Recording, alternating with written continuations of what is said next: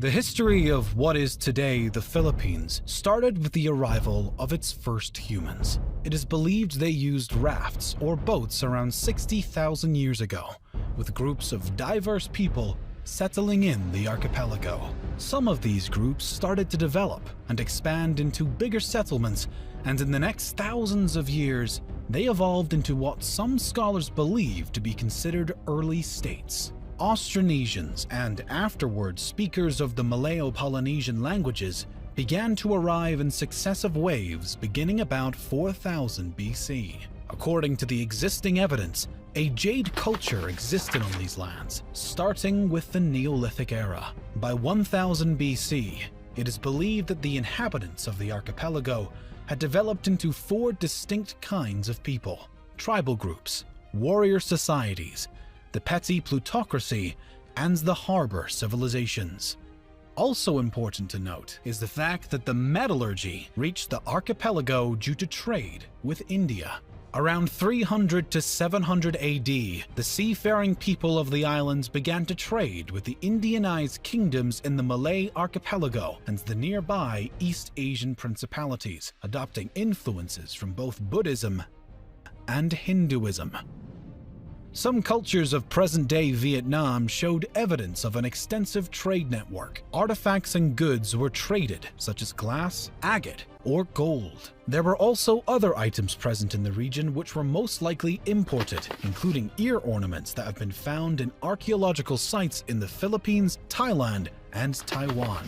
The Indian culture influenced the Southeast Asian region, starting with the 1st century. During the period of the South Indian Pallava dynasty and the North Indian Gupta Empire, Indian culture spread to Southeast Asia, and it reached the Philippines, which led to the establishment of new kingdoms largely influenced by the Indian culture and traditions. The date inscribed in the oldest Philippine document found so far, the Laguna copperplate inscription, is 900 AD.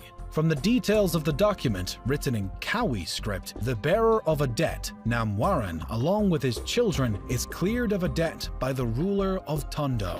This is the earliest document that shows the use of mathematics in pre-colonial Philippine societies. A standard system of weights and measures is also demonstrated by the use of precise measurement for gold and other items, as well as in astronomy.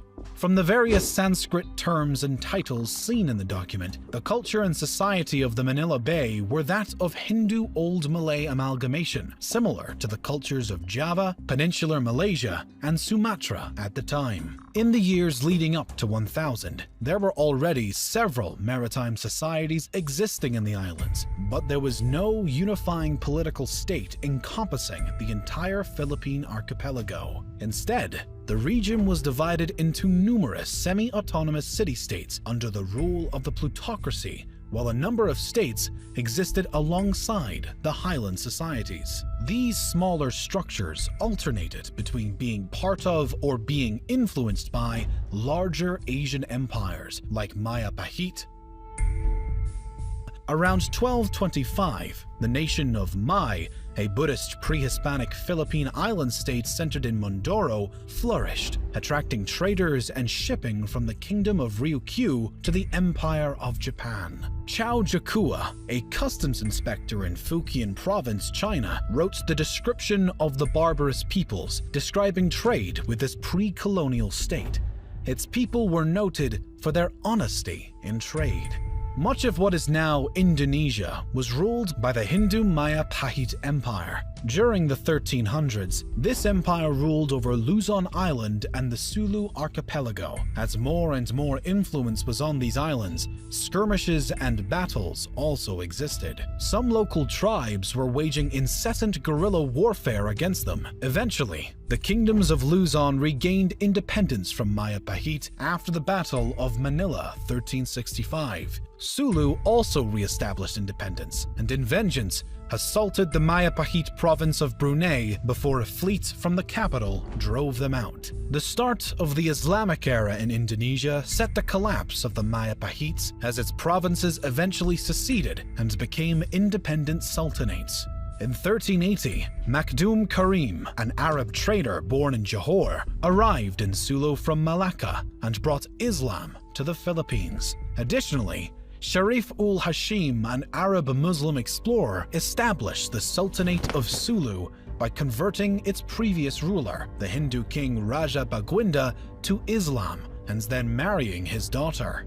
The Sultanate of Maguindanao rose to prominence at the end of the 15th century. Meanwhile, the religion was introduced to the area by Muslim missionaries and traders from the Middle East, Indian, and Malay regions who propagated Islam to Sulu and Maguindanao. As before, when Buddhist and Hindu cultures influenced the archipelago, the same case happened with the Muslim culture. Upon the secession of Brunei from the Maya Pahit Empire, they imported the Arab emir from Mecca, Sharif Ali, and became an independent sultanate. The new religion started to grow roots in the Philippines through conquest and conversion of local leaders in the next decades. Moreover, Islam was further strengthened by the arrival to the Philippines of traders and proselytizers from Malaysia and Indonesia. In 1521, the Spanish reached the archipelago through the expedition around the world led by Portuguese-born Spanish explorer Ferdinand Magellan.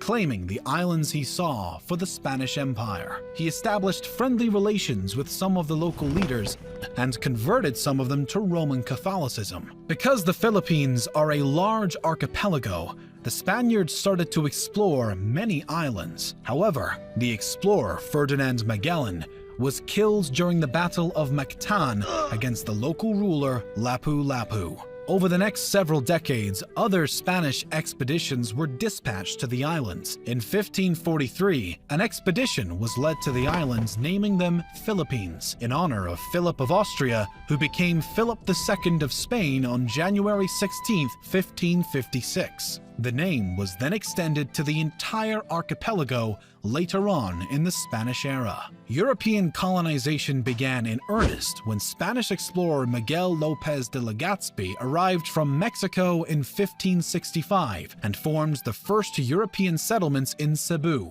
Through diplomatic and military annexation of some lands, incorporating local states including the Kingdom of Tondo, the Spaniards established Manila as the capital of the Spanish East Indies. In 1578, the Castilian War erupted between the Christian Spaniards and Muslim Bruneians over control of the Philippine archipelago. The Christian troops were so diverse due to generally being made up of people under the Spanish rule, including Native Americans, namely Aztecs, Mayans, and Incans, who were gathered and sent from Mexico and South America to be led by Spanish officers that had worked together with native Filipinos in military campaigns across Southeast Asia. The Muslim side was also very diverse though. They were supported by the Ottoman Empire, with their troops consisting of Malay warriors and expeditionary forces sent by the Ottomans, which included mainly Turks, Egyptians, Swahilis, Somalis, Indians,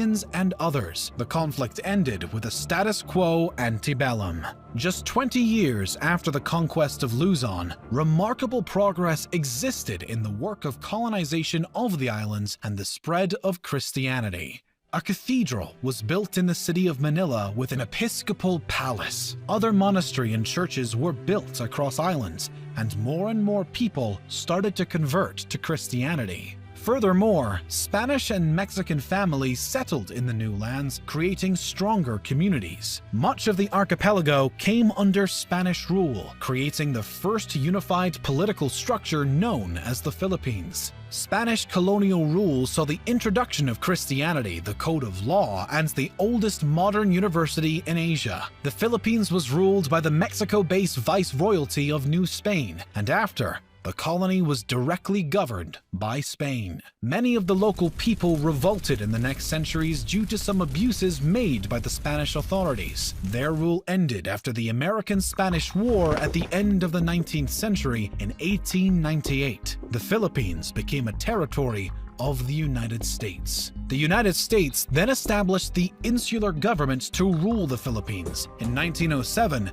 the elected assembly was set up with popular elections.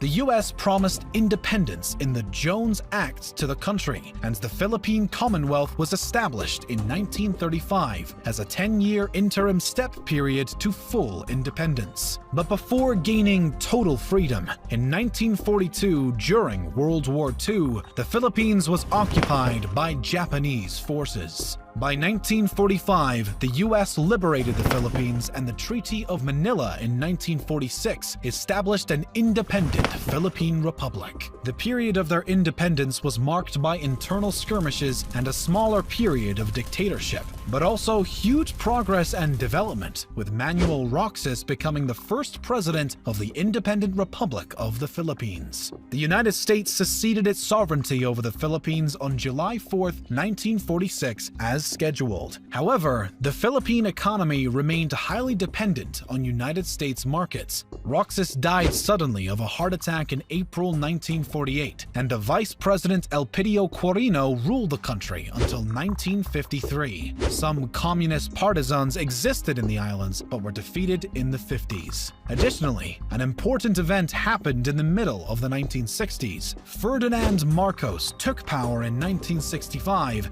and ruled until 1986. This era included the final years of the Third Republic from 1965 to 1972, and the Philippines under martial law 1972 to 1981.